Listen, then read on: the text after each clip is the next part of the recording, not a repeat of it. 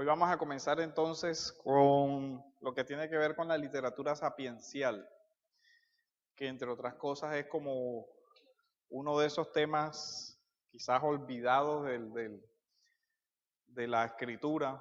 Muy poca gente, esos libros como Eclesiastés, Job, Proverbios son como bastante, digamos, abandonados a nivel del estudio teológico.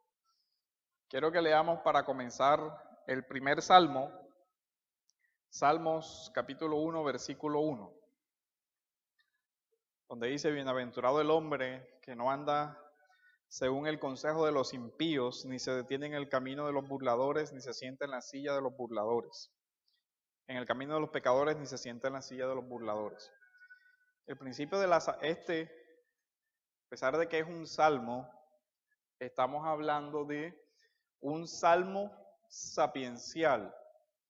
Acuérdense que la literatura sapiencial, digamos que es un estilo literario que se puede encontrar en casi toda la escritura, desde Génesis hasta casi en todos los libros.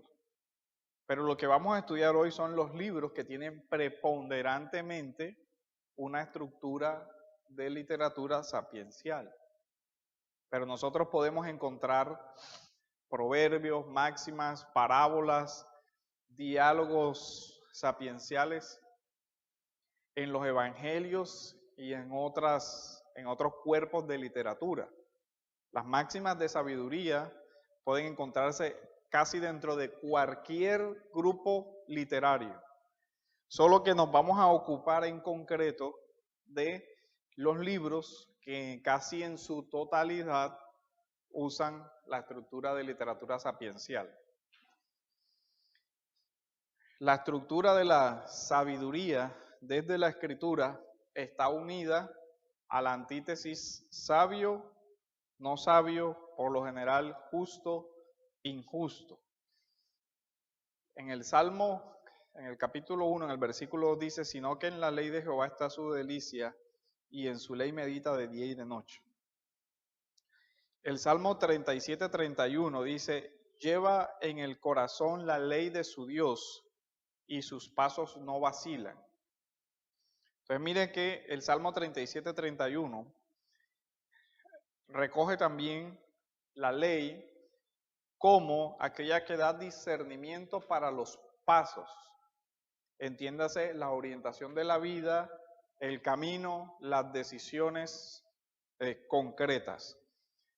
El sabio es entonces el que lleva la ley en su corazón. ¿Por qué razón sus pasos no vacilan? Porque la ley orienta ¿qué cosa? Las acciones concretas representadas por los pasos. En su ley medita de día y de noche. Entonces, este primero de los salmos, que es un salmo sapiencial, aquí en el curso no vamos a abordar los salmos en su totalidad, porque los salmos entran dentro de otra categoría que es la poética, los libros poéticos, que son principalmente el Cantares y los Salmos.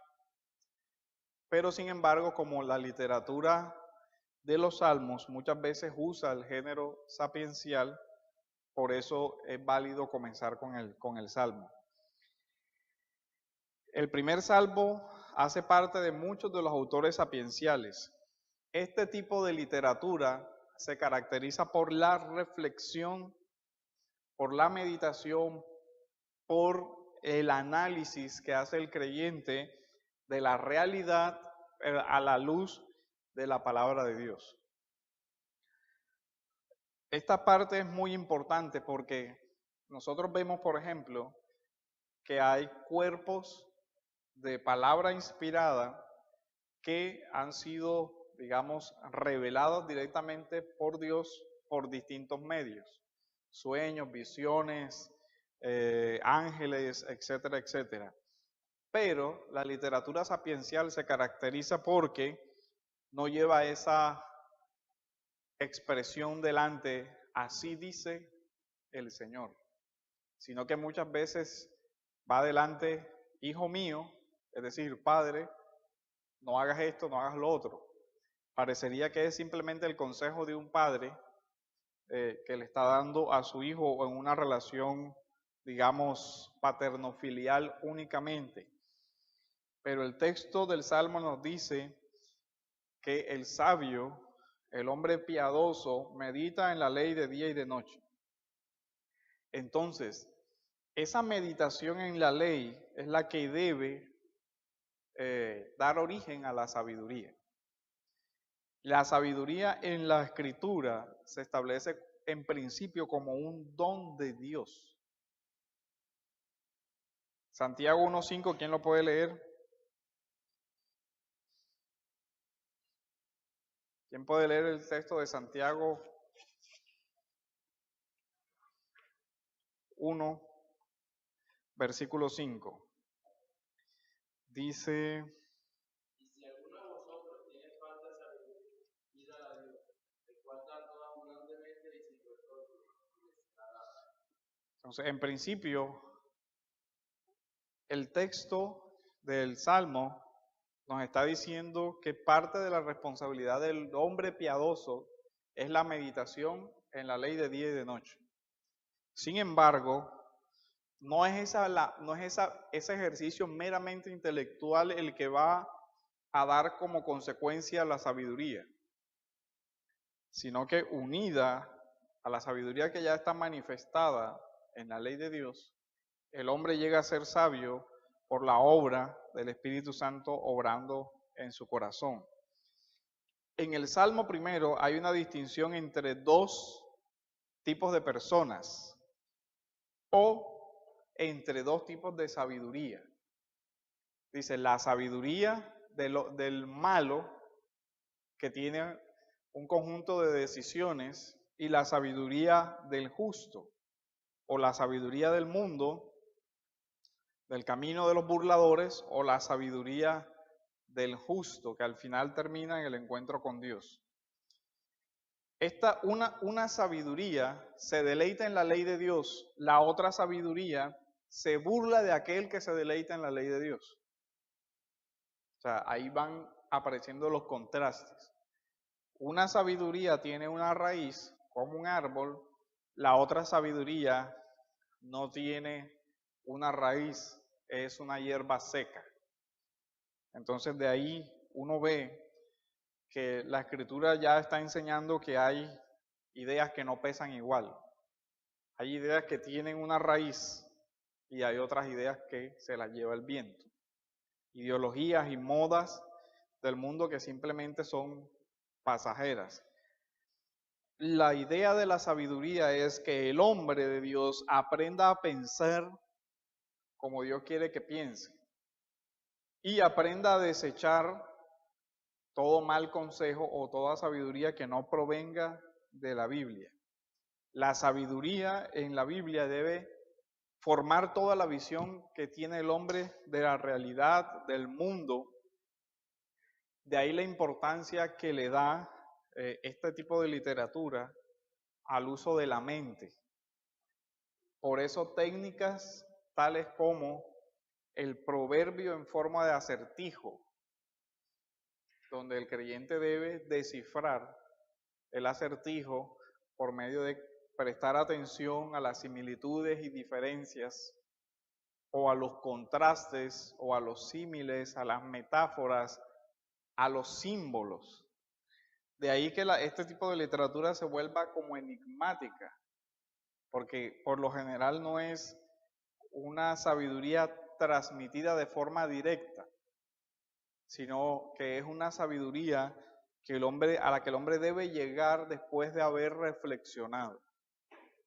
Y aquí es donde la sabiduría de la que estamos hablando no anula ninguna de las dos dimensiones del ser humano. Es como el texto de Primera de Timoteo, donde Pablo le escribe a Timoteo: reflexiona bien en lo que te digo. Eso es responsabilidad de Timoteo. Dice, y el Señor te dará entendimiento en todo.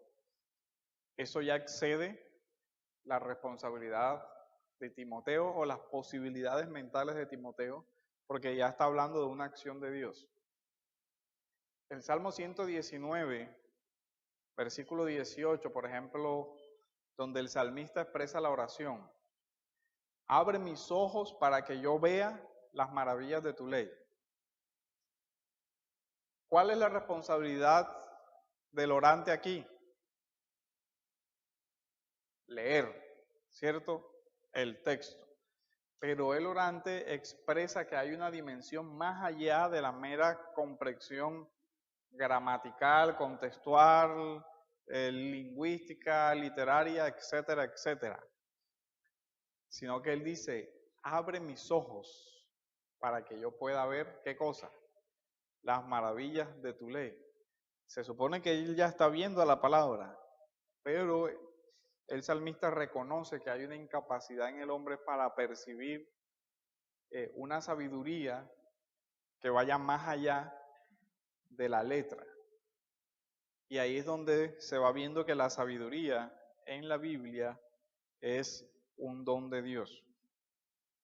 Del primer salmo nosotros podemos ver que la sabiduría o la literatura sapiencial sigue girando mucho en torno a la ley de Dios frente a situaciones diversas de la vida. En los libros de sabiduría uno ve reflexión o meditación sobre la ley de Dios, reflexión o meditación sobre la creación de Dios. Por eso podemos ver proverbios donde dice, mira la hormiga, oh perezoso, por ejemplo, donde le dice al hombre, hay un diseño dado por Dios en el mundo natural, del cual tú debes aprender. Transmite sabiduría la creación de Dios. ¿Por qué? Porque Dios es el creador. Entonces, ese diseño creacional expresa atributos de Dios. Como dice Romanos en el capítulo 1, el versículo 8, su eterno poder y deidad se hacen claramente visibles por medio de las cosas hechas. Pero en la creación de Dios solo vemos el poder de Dios manifestado. No, también vemos otras cosas como la belleza, que no es solamente algo natural, sino que si Dios creó el mundo bello, es porque refleja la belleza de ¿quién? La belleza de Dios. Si Dios creó un universo ordenado, es porque refleja que la vida tiene un orden. Y así. Y Dios le dice al hombre, mira mi creación y verás ahí reflejada mi voluntad y mis atributos también. Entonces, sobre esos dos ejes principales gira la sabiduría en la Biblia. Sobre la palabra, sobre la revelación especial, palabra de Dios, sobre la revelación general, creación de Dios. Y evidentemente que eso resalta que para mi caminar diario, para mis decisiones diarias, yo debo orientarme por la palabra de Dios y por la sabiduría de Dios. Pero eso, ¿qué implicación práctica tiene para nosotros? Los libros de sabiduría nos llevan a la meditación sobre la importancia de la mente y del estudio para la espiritualidad cristiana. Cuando Dios me llama a mí a meditar, me está llamando a que yo ejercite mi mente, a que piense, reflexione, a que yo mire la realidad y yo vea en la realidad un reflejo del diseño del Creador. A que yo vea en el mundo vestigios de la sabiduría, de la paciencia, del diseño, de la creatividad, de la imaginación, de la inventiva, del razonamiento de Dios. Entonces, el creyente no ve la creación simplemente en términos de causa y efecto, sino que lo ve en una dimensión espiritual también. Porque la creación refleja a Dios mismo. Y note que ya hay una diferencia entre hablar de creación y naturaleza. Aunque el término naturaleza no esté mal, por lo general expresa la idea de que eso es todo lo que hay, mientras que el término creación expresa la idea de que eso que está allí es reflejo de algo que está más allá de lo normal. Al hombre de Proverbios se le llama por lo menos a verse él a la luz del diseño creacional. El ejemplo de la hormiga nos hace pensar, ok, la hormiga es una creación irracional, pero en cuanto a diligencia y en cuanto a pensar en proveer para futuras necesidades, resulta muchas veces que este ser irracional termina siendo más sabio que este hombre racional, entre comillas. Eso es una forma de decir, el hombre fue creado a imagen y semejanza de Dios, entonces en un nivel más alto que los animales. Pero cuando el hombre rechaza esa imagen y semejanza de Dios, olvidándose de Dios, termina siendo el hombre estando debajo de la creación. Por eso Romanos le reclama al hombre, dice, ¿cómo es posible que siendo que en el orden creacional el hombre estaba como mayordomo de los animales, la irracionalidad del hombre, Romanos usa la expresión, el entenebrecimiento de la mente del hombre, lleva al hombre a arrodillarse ante la criatura y no ante el creador, renunciando de esa manera a su propia dignidad, a la propia imagen con la que Dios fue creado, porque nótese que el término hace una clara distinción entre creación y la creación especial de Dios, que es el hombre.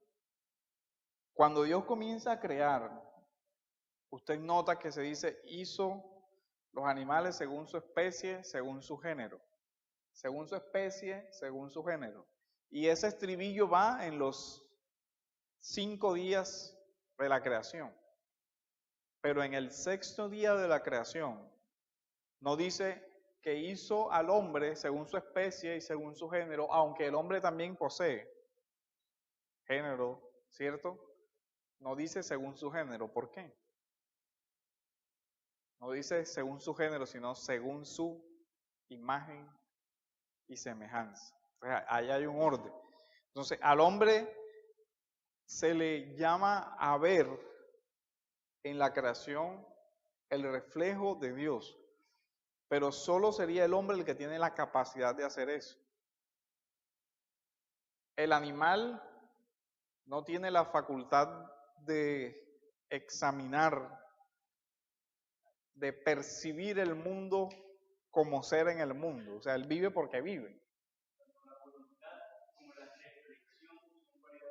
Del ser humano. O sea, el animal, Dios le dio un diseño por instinto. O sea, la hormiga sabe por un instinto grabado en el diseño de Dios que tiene que acumular para cuando venga el invierno o que tiene que guardar.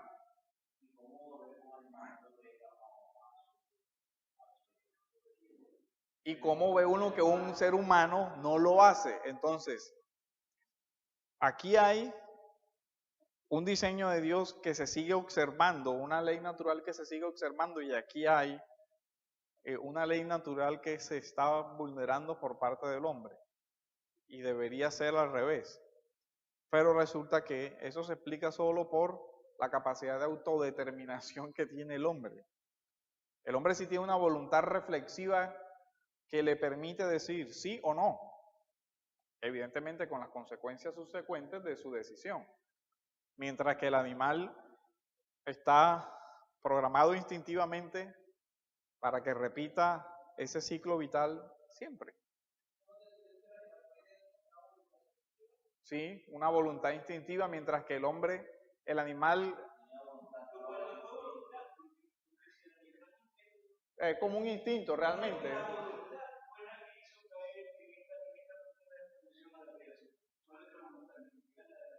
Pues, fíjense que el ser humano tiene capacidad, como parte de su particularidad de imagen y semejanza tiene capacidad de lenguaje. El texto del Génesis va diciendo que Dios fue nombrando. Y Dios le puso nombre a esto y dijo Dios sea la luz y fue la luz y Dios fue nombrando cosas. El único que participa de esa capacidad de reflexionar sobre lo creado y denominarlo es el hombre. Cuando Dios le pasa a los animales y el hombre tenía que ver, examinar el animal y decir, bueno, tiene estas particularidades, en consecuencia vamos a darle un nombre que corresponda a esas particularidades y que lo distinga de lo que se le hace semejante, pero no propietario de las mismas particularidades. Entonces, el ser humano tiene capacidad de contrastar, de razonar contrastando. Esto se parece, pero es diferente. Esto tiene semejanza, pero tiene particularidades. Esa es la estructura básica del pensamiento sapiencial, de la antítesis. Esto es diferente de esto.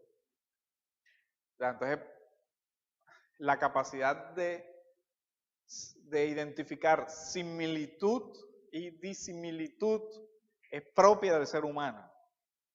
Decir, ok, hay una categoría universal que es silla. Toda esa silla tiene un conjunto de particularidades iguales. Por lo general tienen 4 patas y tienen un soporte o espaldar. Ahora, dentro de esas particularidades está la silla de rima, la silla acolchonada, la silla no sé qué, la silla no sé cuál. Pero a pesar de las diferencias dentro de esa categoría, estas son las que determinan que sea silla o no sea silla. No que sea más grande, que sea más pequeña, que sea más, en fin. Y si usted ve la forma del pensamiento sapiencial, es por similitud y diferencia. El hombre es semejante a un árbol, como árbol plantado. Bueno, ¿y en qué nos parecemos al árbol? ¿En qué nos diferenciamos del árbol? A eso lo lleva uno el pensamiento sapiencial. Ok, ¿en qué me debo parecer yo al árbol? Entonces uno dice, bueno, el árbol tiene una raíz y la raíz da estabilidad. Entonces dice, el hombre sabio que medita en la ley de Dios se asemeja al árbol, mientras que el hombre burlador e impío se asemeja al tamo. Entonces ya mire las diferencias. ¿Qué es el tamo? ¿Se acuerdan? Las películas del oeste donde sale la paja esa dando vueltas y... ¿Cuál es la diferencia ahí? Inestabilidad, estabilidad. Muerte, vida. La vida produce, o la vida se reproduce. La muerte, pues no se reproduce, es muerte, ya está muerto, no reproduce. Este árbol tiene conciencia del tiempo. Las estaciones van pasando y a su tiempo da fruto.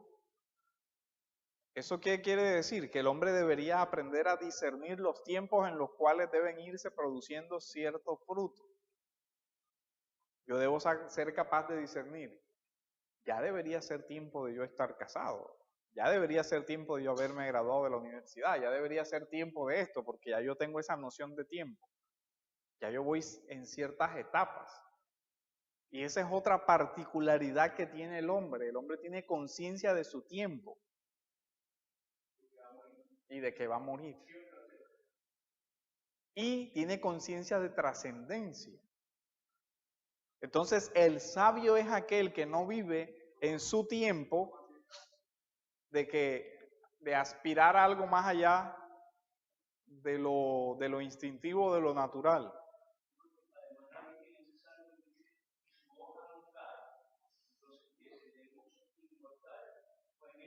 No se marchita.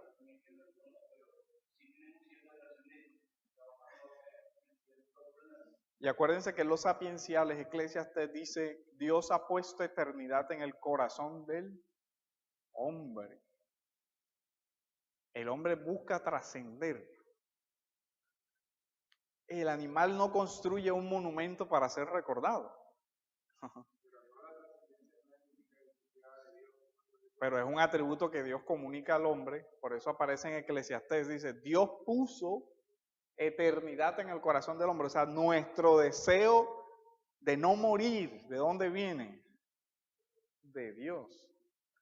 O sea, Dios lo puso en nosotros, yo no quisiera morirme, yo quiero dejar un legado, yo quiero ser recordado, entonces el hombre hace monumentos.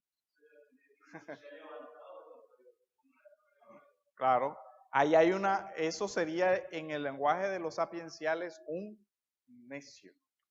Dice el necio en su corazón, no hay Dios. ¿Ya ven? Entonces la sabiduría debe ayudarnos a examinar el conjunto de la vida. Esa es la importancia de los sapienciales. En la sabiduría se vive el mundo de la sensatez y de la insensatez. Sensato e insensato. ¿Quién es el hombre sensato? El hombre que tiene conciencia de proceso, de arraigo, de tiempo, de propósito, de trascendencia, que sabe que sus acciones tendrán repercusiones en la eternidad. Ese es el sabio. El que dice, ojo, lo que tú hagas aquí va a tener consecuencias eternas. El insensato es el que dice, no, comamos y vamos que mañana moriremos. Eso no va a pasar nada, no se preocupen. Pero el hombre del Salmo primero, cuando termina, dice, pero su camino va a terminar ¿dónde? Frente a Dios. Y dice, va a terminar frente al Dios que le va a juzgar. Por su sabiduría o por su insensatez. Por ser un hombre sabio que medita en la ley de Dios o un burlador que se burla de la voluntad de Dios. Al final del camino, ese hombre, dice la Escritura, pero los malos, entiéndase necio o insensato, no se levantarán en el día del juicio, es decir, no estarán en pie, no prevalecerán. Mientras que los justos, a pesar de ser temporalmente acechados, sí prevalecerán. Entonces, ahí hay una reflexión sobre la sabiduría de las multitudes. Si nota que el sabio está siempre aparentemente en singular. Dice, ¿cómo dice el Salmo primero? El varón, singular, que no anduvo en consejos de malos, plural, ¿cierto? Plural, singular. Entonces sí ve la diferencia, pero ojo, ese sabio no está realmente solo. Lo que pasa es que no siempre su comunión es visible. ¿Cuándo la vemos? En el Salmo, en el versículo 6.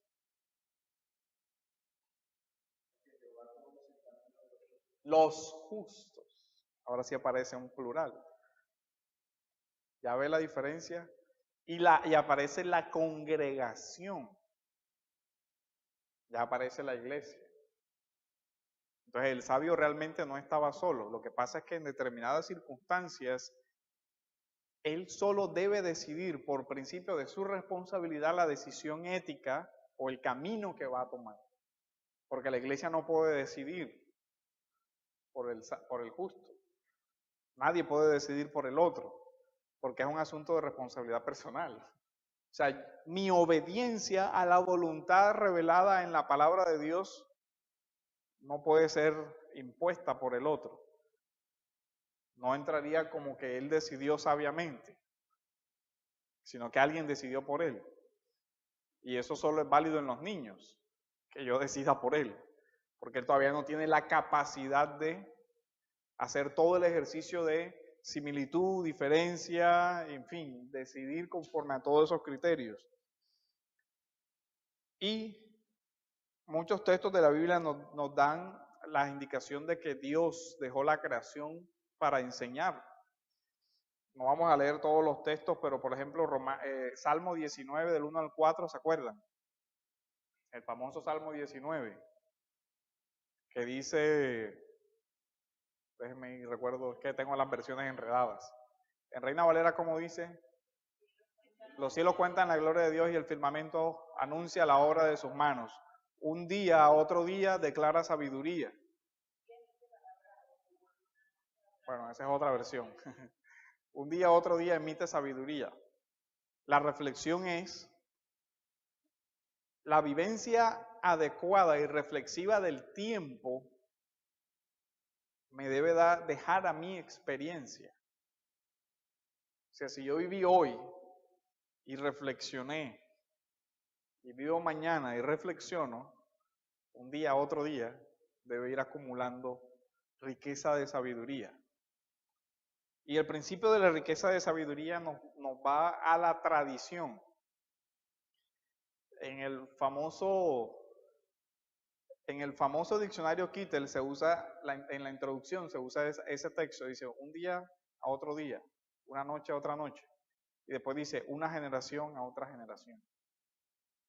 O sea, ellos aplican el texto diciendo, la idea es que este diccionario sea la compilación del conocimiento de una generación para otra generación, para que ellos se suban en nuestros hombros y vean más allá de donde nosotros pudimos ver, porque ya ellos llevan una generación de avance en todo este conocimiento. Pues ese mismo principio nosotros lo vemos en la literatura sapiencial de la Biblia. Nosotros deberíamos ser conscientes de la tradición sapiencial que nosotros tenemos. Y lo curioso es que el pueblo de Dios ha perdido de vista toda esa herencia de sabiduría que tiene. Y si usted ve por lo menos, hoy los jóvenes, sobre todo los jóvenes, son unos vagabundos de las ideas. O sea, no saben en qué creer. Pero el libro de Proverbios habla preponderantemente a esa juventud desorientada y le dice, este es el camino. Entonces, todo eso pero ya nosotros vamos viendo que la sabiduría es de origen sobrenatural, que la sabiduría parte del uso de ese don que Dios le dio al hombre de pensar, reflexionar, meditar. Pero la sabiduría en la Biblia no es simplemente el producto de la reflexión natural del hombre, sino que la idea es que la inteligencia del hombre sea iluminada por los ojos de la fe. Y yo examine la realidad, toda la realidad, con los ojos de la fe. Esa es la sabiduría de acuerdo a la Biblia. Que yo examine la creación de Dios, mis circunstancias o cualquier otra área a la luz de lo que Dios dice sobre eso. Y para eso yo tengo dos cuerpos de revelación a mi disposición. La revelación especial, la Biblia, la revelación general, la creación, el orden creacional que establece principios. Por eso tenemos una ley especial y una ley natural, que el principio del hombre creyente es que dado que ambas leyes provienen del mismo legislador, ambas están en coherencia. Lo que yo veo en la creación es el eterno poder y deidad de Cristo. Lo que yo veo en la Biblia tiene que ser lo mismo. No puede haber otra cosa. O sea, este diseño es producto de este que habló aquí. Por eso fíjense que es una metáfora. Los cielos cuentan, anuncian, proclaman. Pero a menos que usted interprete eso como el silbido del viento, ningún aire le habla. Exacto, todas esas son metáforas sapienciales. ¿Qué me dice ese viento a mí?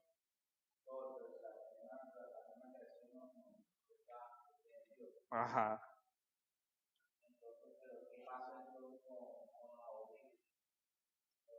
Por eso es que son inexcusables, porque aunque ellos no hubieran tenido la revelación especial, esa revelación era suficiente. Ahora, ¿por qué el hombre natural no entiende esa revelación? ¿Dónde está el problema? ¿En la revelación? No, en el hombre.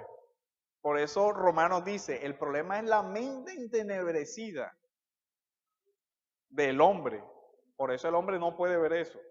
Ya. Entonces, en general, incluso nosotros, antes de ser creyentes, no veíamos sabiduría ahí. Veíamos, claro,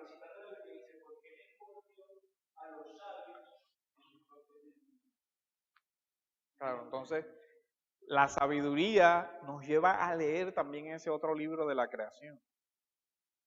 Y ahí es donde el creyente debe examinar, por ejemplo, ¿en qué me parezco yo a ese árbol? Porque el salmista que estaba pensando ahí, se le ocurrió esa él. Bueno, pero los árboles son diferentes, a primera vista son diferentes a nosotros, pero tienen alguna similitud. Y el autor dice, bueno, el árbol produce fruto en una temporada de su vida. Nosotros sufrimos etapas en nuestra vida. Y entonces, si bien yo no produzco un fruto que se pueda comer, yo produzco frutos. Mis pensamientos son un fruto, mis palabras son un fruto, mis acciones son un fruto. Entonces yo sí me parezco a un árbol. Y un árbol bueno da frutos buenos y un árbol malo da frutos malos. Entonces, sí. Entonces, si yo soy un árbol, yo necesito de afuera para vivir. Mi vida no es autosostenible. O sea, yo necesito. Y ahí es donde nosotros vemos que la sabiduría no es solamente algo individual.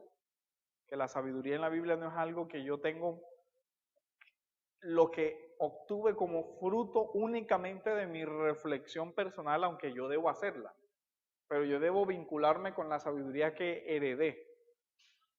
Y ahí es donde se habla donde los libros sapienciales son la expresión de una herencia, fruto de otros, lo que nos ubica en un horizonte histórico de personas que antes de nosotros fueron reflexionando sobre temas como la justicia, la injusticia, el bien y el mal, lo bello, lo bueno, la educación de los hijos, la escogencia de una esposa, el gobierno de la casa. En fin, si uno ve el libro de Proverbios, trata una gran cantidad de temas. Y cuando uno ve Eclesiastés, hay una reflexión sobre el deseo, la vanidad, la riqueza, la sabiduría, el gobierno de un príncipe, el propósito de la vida.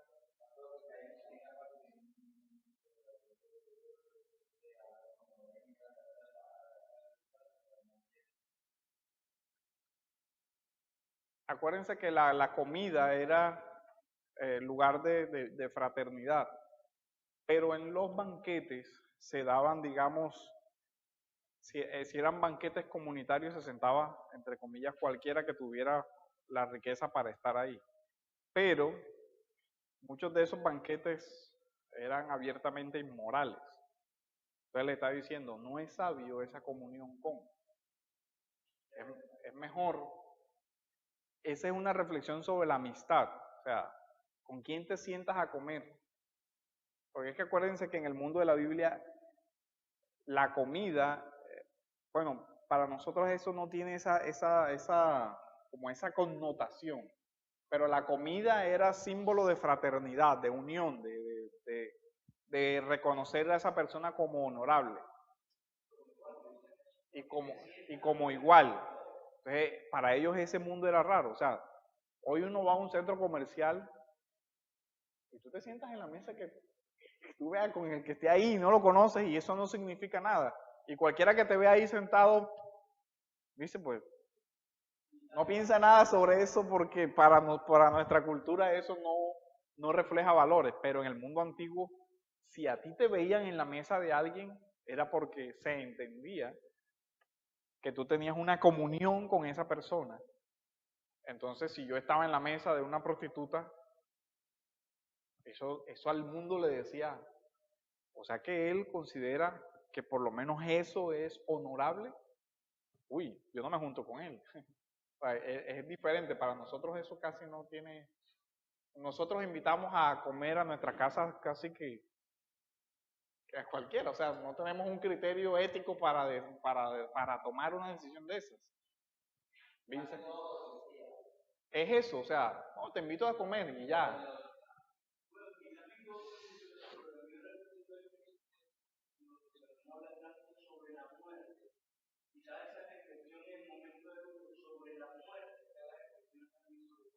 Los valores.